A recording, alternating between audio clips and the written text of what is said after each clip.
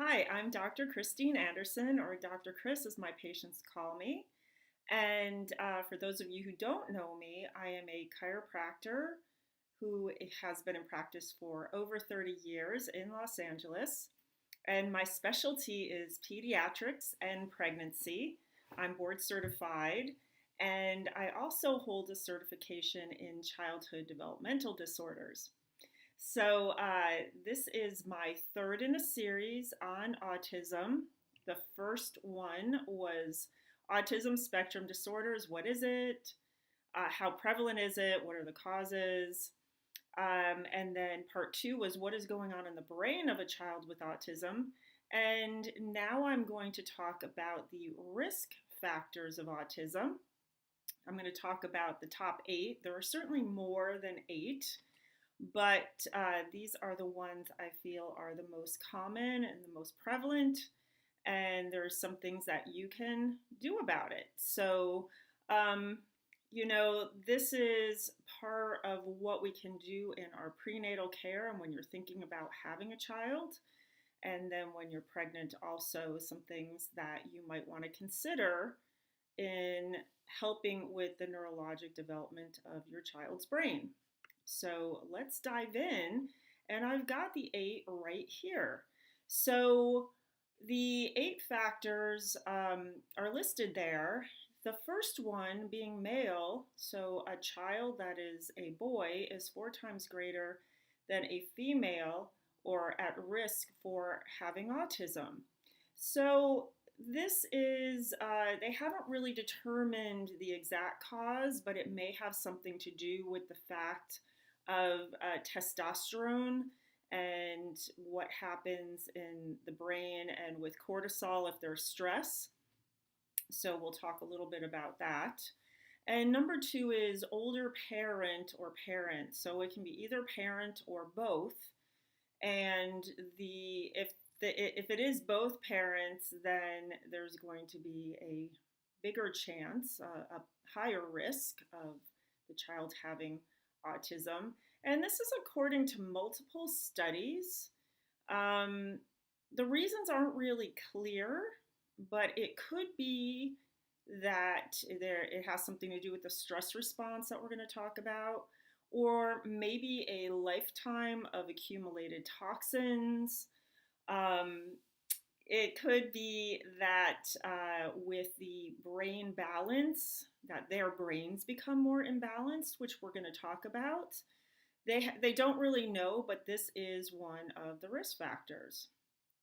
Number 3 is things going on during pregnancy and birth issues. So number 1, being exposed to drugs in utero, like valproate and thalidomide. We know what thalidomide did for babies with their limbs. So that's just some examples, but there could be some other drugs that could affect brain development and raise the likelihood of autism. Also, being born early, in other words, premature, or at a low birth weight.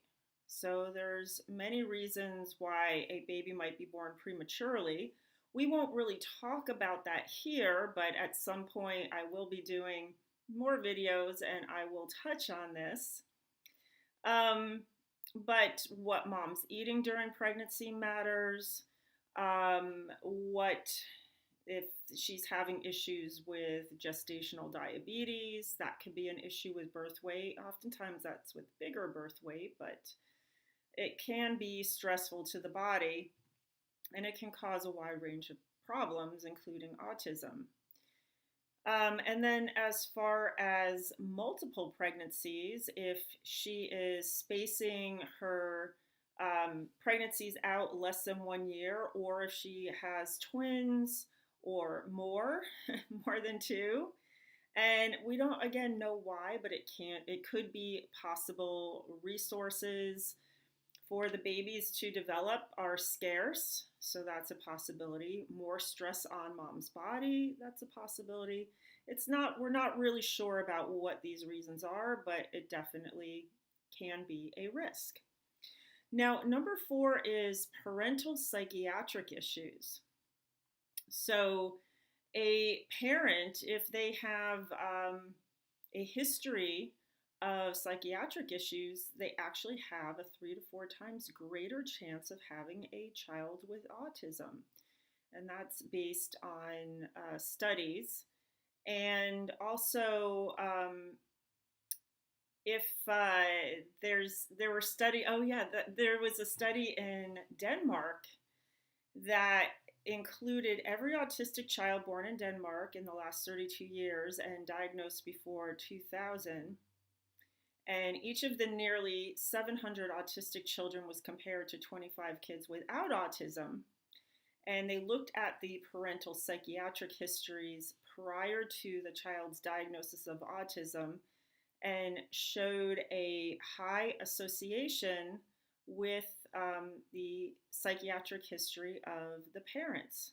So especially if they have a history of schizophrenia, or if they have a history of affective disorder like psychoses, depression, bipolar disorder, things like that. So it is very interesting and something to be taken care of if you do have psychiatric issues and you're thinking of having a child, and making sure that you're getting some help with that. And then there's the family history of autism. So this being what I'm kind of inferring here, and we talked about this with the first episode where I talked about prevalence and how often it was occurring, and the studies done where they found there is a prevalence of autism in twins, but where you might think it would be the identical twins that would have autism, they actually found it more prevalent in fraternal twins who are different genetically. And this is what we talked about with gene expression. So go back and have a look at that. And it kind of leads into a little bit with this parent with strong left brain skills. And this is more on the epigenetic level of if you have a parent with strong left brain skills, they are going to demonstrate maybe even something that might look autistic-like behavior or Asperger behavior, or very low on the spectrum if you were diagnosing them, or just it's creating this sort of quirky personality, but that's going to be sort of running in the family. So it's sort of bleeding over into that. And we're going to talk more about that in a second. And then a mom with an increased stress response, we're going to talk way in depth about that, and immune system issues. Again, we're going to go into more depth on these last three aspects of the risk factors. So let's talk about parents with left brain skills. And that could be one or the other or both.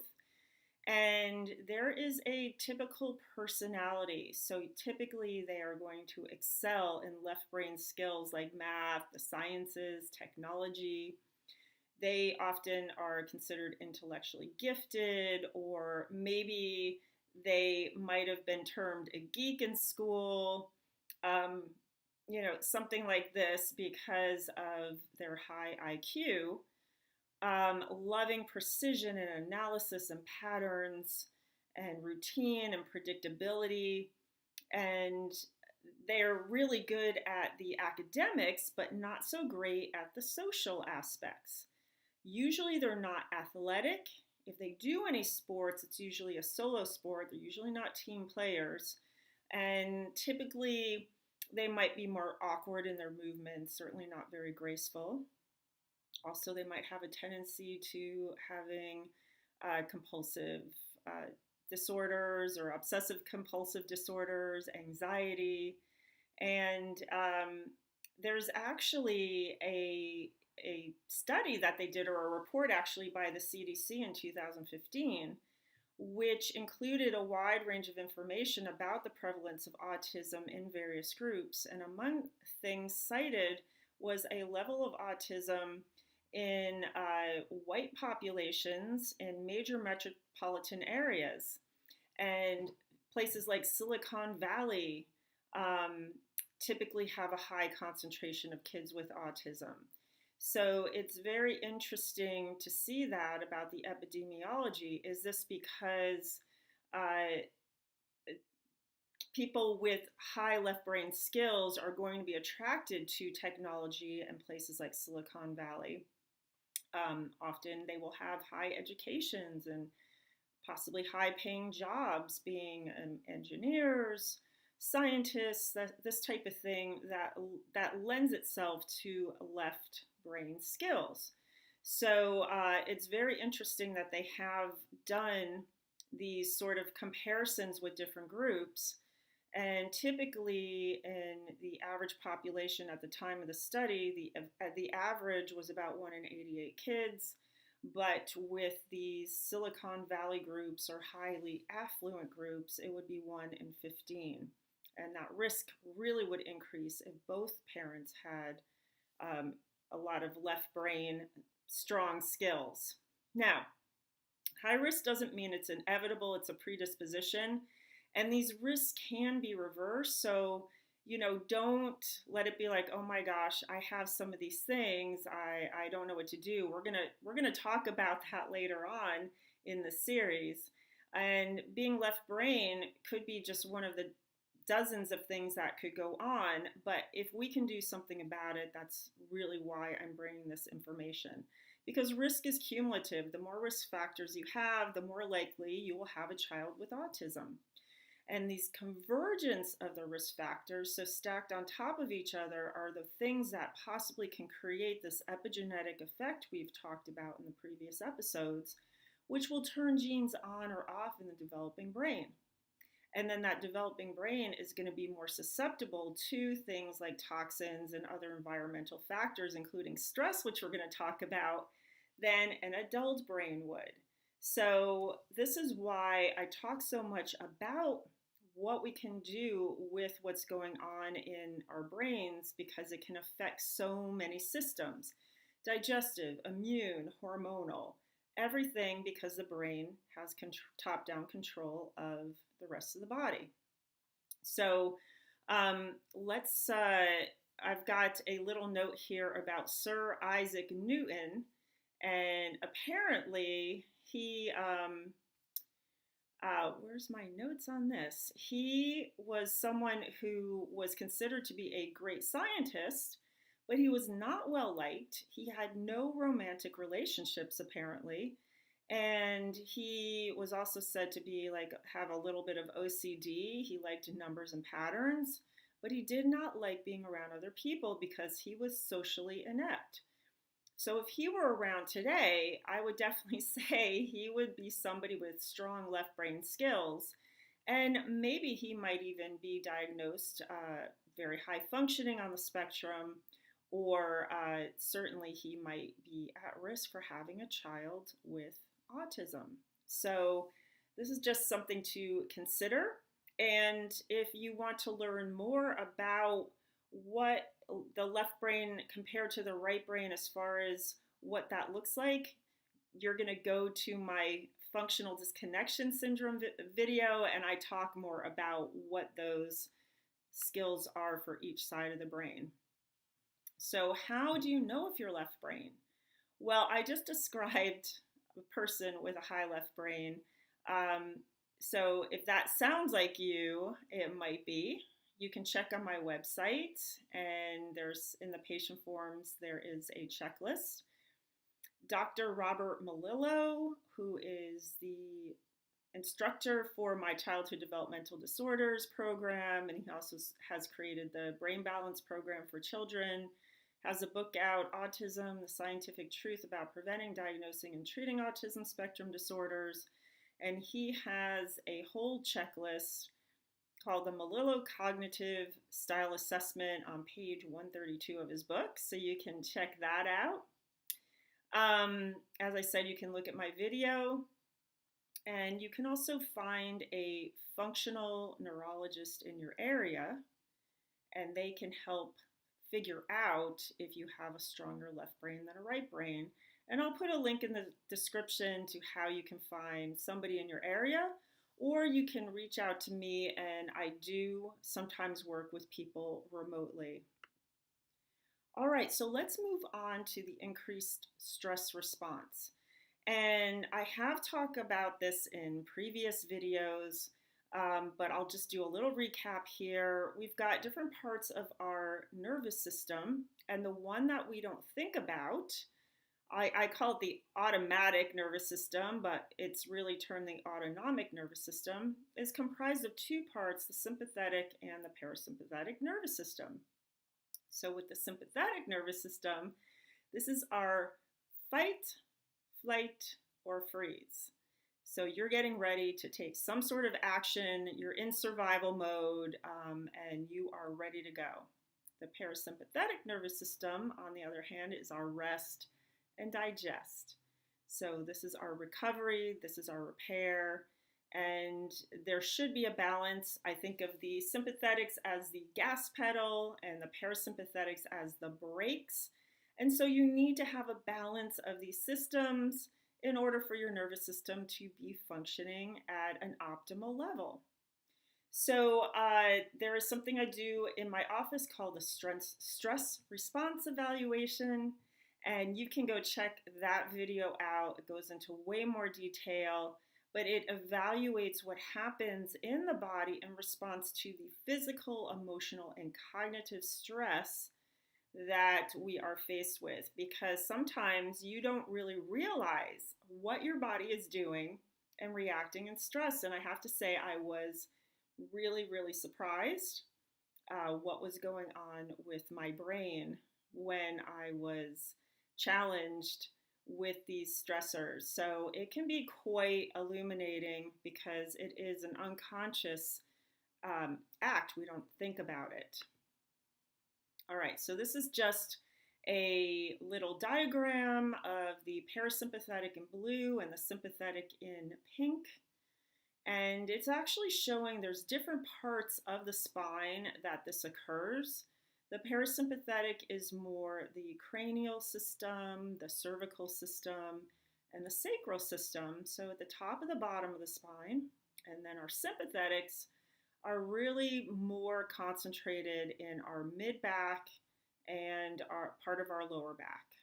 And it's just showing you there what happens when the sympathetics are stimulating. You're seeing your stomach shuts down because your body has to get ready to do some sort of action. So the heart rate's going to increase, and the glucose is going to be released into the body. And on the parasympathetic side, when that is happening, we've got more of the digestive system coming in, the detoxification system, and all those types of things that you would see when we're resting. So there needs to be a balance. You're stressed or you have something occur, it's fine for a short period of time, but in the long run, you're going to burn your system out. We're going to see the kind of effects that can happen there. So as I said, what happens during stress is that you have a release of epinephrine, or it's also called adrenaline, from your sympathetic nervous system. It's going to get your heart rate going, your blood pressure, your respiration rate, your brain's going to be vigilant. It's like, what's happening? What do I need to do to protect myself? And then also something called the hypothalamic pituitary adrenal axis. So this is going on in the brain, and your adrenal glands releases something called cortisol, which is your stress hormone. And this is something that's also involved in gene expression. And we see a high cortisol level in kids with autism as well as their parents. And as we normally develop, this sympathetic nervous system idle speed will ramp down, and the brain speed is supposed to ramp up. So in other words, we're born ready to survive. We have the sympathetic system ready to go, and it's always idling. It's never dormant. It's kind of sitting there waiting for something to happen. So when we first are born, we need to survive, so it's on high alert, right? And our brain isn't very developed, so our brain, our cognitive abilities is very low. As we grow, as we develop, that sympathetic idle tone gets toned down because the brain takes over, those cognitive aspects take over. Our brain also is all the time in idle mode, so that's going to ramp up, and this is what should normally happen. Now, if this doesn't occur, then what's going to happen is your stress response is going to elevate. So you're going to be confronted with a stressor, and that sympathetic nervous system response is going to go way up, but that brain idling is going to be down here. So the automatic will take over, but our top-down control of our brain won't be as active. So that is what happens when it's not in balance. So here's an illustration of this stress response. So in the purple, you see the sympathetic nervous system, and it releases adrenaline, and that's going to go to all those organs that we saw in the first diagram. Our hypothalamic pituitary adrenal axis, so this is the brain sending out signals, getting our body ready to handle what's happening, and affecting the adrenal glands to produce cortisol, which is our major stress hormone.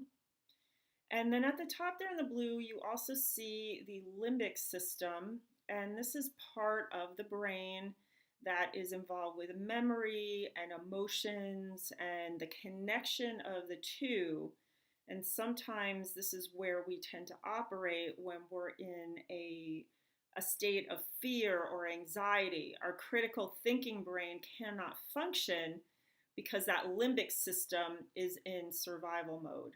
So this is what happens in the stress response.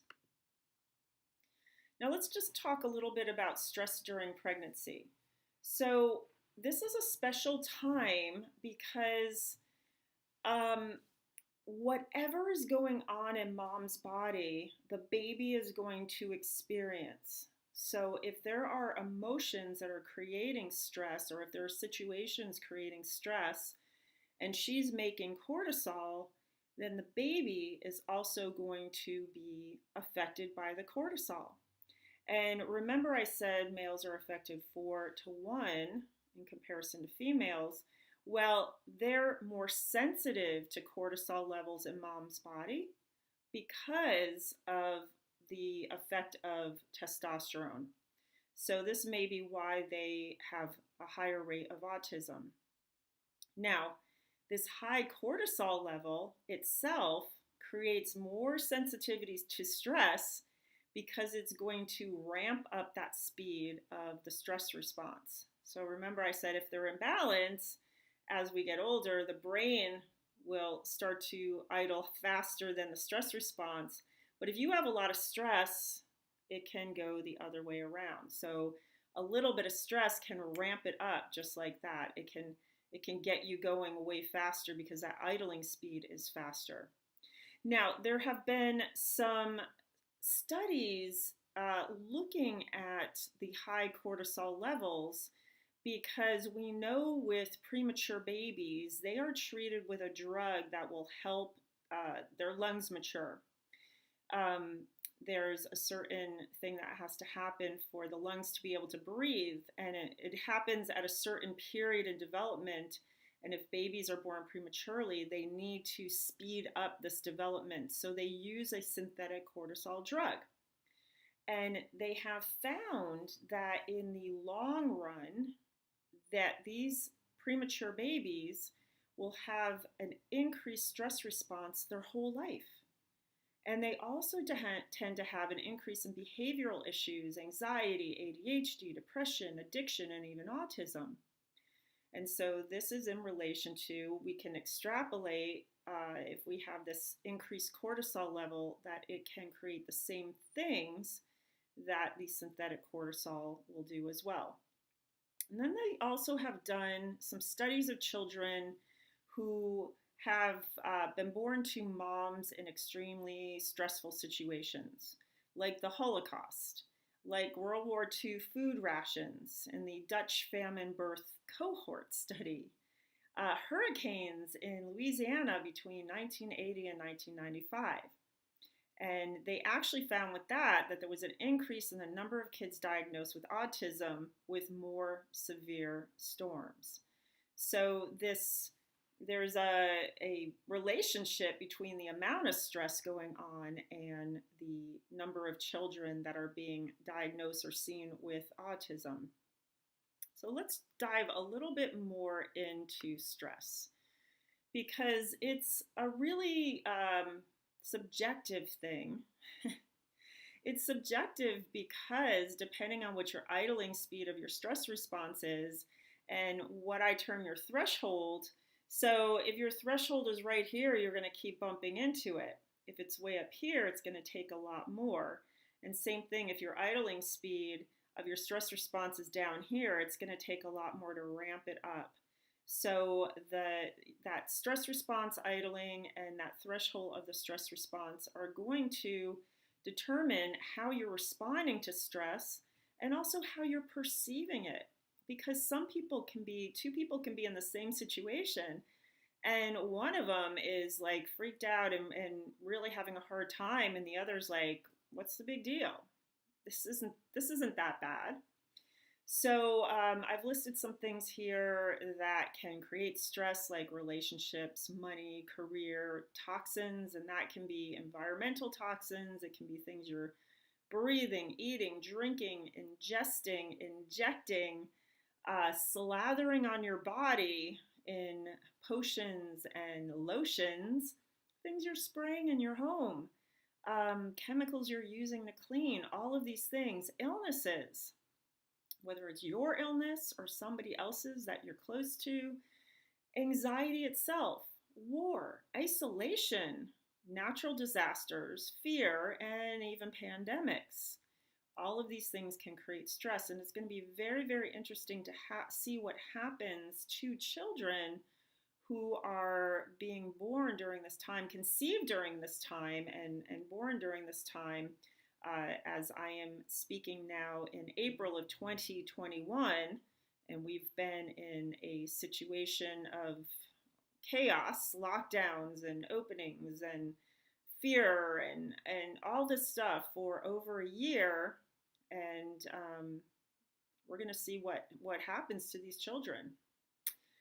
Now, one of the big stressors that you might think about is decreased physical activity. So unfortunately, part of our modern life is filled with modern conveniences. So way back when, before there were, I'm just thinking about things in the kitchen, right? Dishwashers and washing machines and electric appliances, and all of the things had to be done by hand, which is extremely hard work. Farming, if you were a farmer, everything had to be done by hand. Now we have mechanized machinery, which I'm not saying I want to go back to the time of washing my clothes on a washboard. No, thank you. But unfortunately, instead of using our bodies, most people are sitting around either in front of a TV or in front of a computer, and they're not moving their bodies enough. Going to the gym for an hour is good, but moving your body on a more consistent basis is better. So with this decreased physical activity, you're going to decrease the idling speed of the brain. So once again, we've got the brain coming down and the idling stress response coming up. And the more stress that you're under, the chronic stress, more cortisol is produced. So you never get to rest and digest. You just have the gas pedal all the time, boom, boom, boom, and you're not taking whatever time you need to recover. And so the more stress that you have going on, the more cortisol is produced, which creates more of this inequality between the stress response and the brain. So how do we know what our stress response is? Well, first of all, you can do a stress response evaluation. If you're in the Los Angeles area, I can do one here. If you're not, I'll put a link to where you can find doctors who have the equipment to do a stress response evaluation. And as I said, I'll put the link to the video that talks all about this. Then there's also cortisol testing. So the best way to do this is through saliva home test kits. If you are in the US, I can do this remotely. I can send you a test kit. You do the spitting at home 4 to 5 times a day, and you send it into the lab. They send me the results, and I go over the results with you and talk about what your cortisol levels are and some things that you can do if they need to be sorted out. Now, there's a diurnal rhythm where you're supposed to start your day with a high cortisol level, and then it's supposed to drop down around noon, and it stays fairly level and then really starts to go down around midnight. This is an inverse relationship to your melatonin, which should be low at the beginning of the day and then go up at nighttime to help you with sleep. So there's a connection there, an inverse connection that's important. So just let me know if you're in the U.S. If you are not in the U.S. and you're listening to this, maybe find yourself someone who's a naturopath or chiropractor, somebody who works in the functional realm of integrative care. All right, finally, we're on this last issue I wanted to touch on, the immune system. And I'm going to talk about two things, one of them being autoimmune disease. So this is really getting more prevalent. I'm even seeing more of this in children. When I first started in practice, I never saw kids with autoimmune issues. It just wasn't there, because it takes time for the body to create conditions where it's actually attacking itself. So the immune system gets overactive, and it starts thinking that your body cells and tissues and organs are foreign bodies and starts attacking them. So it usually takes time for this to happen, and it usually takes time for enough of that organ to be attacked and basically disappear to have lab tests, traditional lab tests, show up as you having an autoimmune issue. So, but I'm seeing this now even more in kids, and it is definitely more prevalent in women. And Hashimoto's is probably the number one thing that I see, and that's where the thyroid is attacked.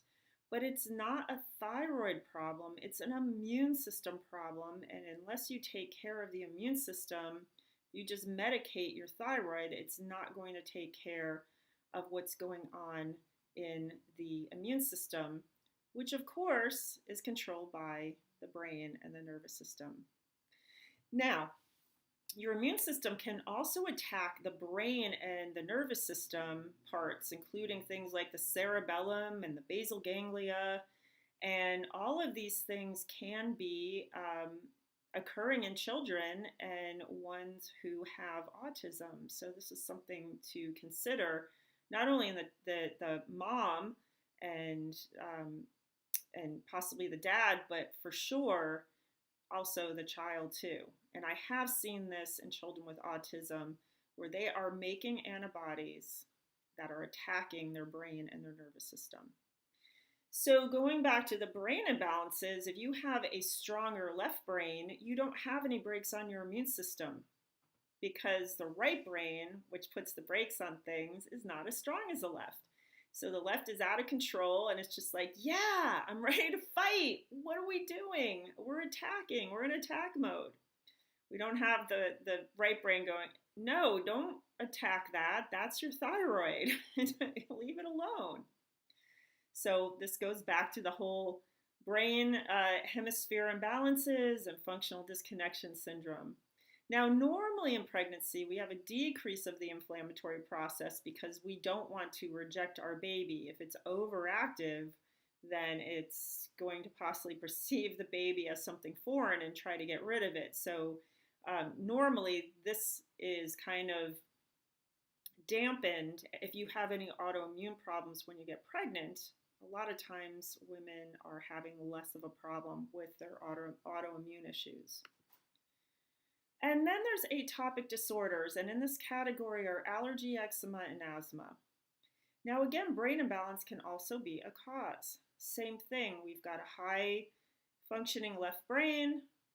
It's like ready to go, it's ready to overreact. It comes in contact with something and it's just like, oh my God, and produces a huge histamine response. So you've got allergies and you've got expression of it in your skin with eczema, and with asthma, you're having the respiratory system affected because the sympathetic balance and the parasympathetic affect how much your lungs and the bronchioles, the tubes in there open.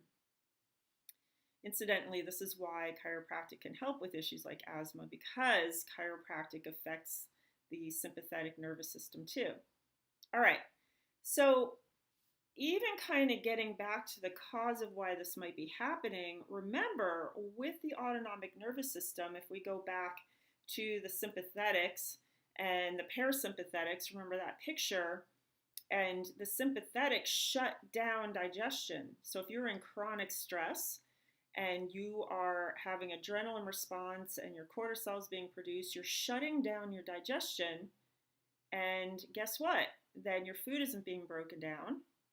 You've got really big particles going in there. Your gut can become leaky because you're not producing enzymes and whatnot. Maybe you have some overgrowth of some yeast because there's imbalances in the flora. So large particles can get into your bloodstream. That stimulates your immune system, and then that can create things like food sensitivities and allergies. And that can often precede autoimmune issues. So sometimes they even go together. So how do you know if you have immune system issues? Well, traditionally in the medical model, they might do some blood tests. They might do panels with IgE or IgG. IgE is what they consider true allergy. It's more of a direct response. You're exposed to something and you have a reaction like that. Sometimes they'll do a time test too, where on your arm they'll do little pinpricks to see if it reacts. They're looking at the IgE response. IgG is more of a sensitivity. It can be delayed. It might even be a week later. You get exposed to something and then you have a reaction, and it's really, really hard to make a connection with this. Sometimes there's some lab tests, like with thyroid. There will be a TPO test they can do to test for antibodies, which is in relationship to autoimmunity. And then there's a test called a Th1, Th2 cytokine assay. And what this is to look at the different type of response. I don't want to go into it too much, but it's like a seesaw. It should be balanced. But if you have too much Th2 or Th1, it's going to possibly direct you to more of an autoimmune reaction or an allergy reaction. And if that's the case, you can try to balance it out. Let's just say you have too high of a Th2 response, then if you're doing like a lot of green tea and coffee and that type of thing, maybe it's creating imbalances. You might want to stay away for some things.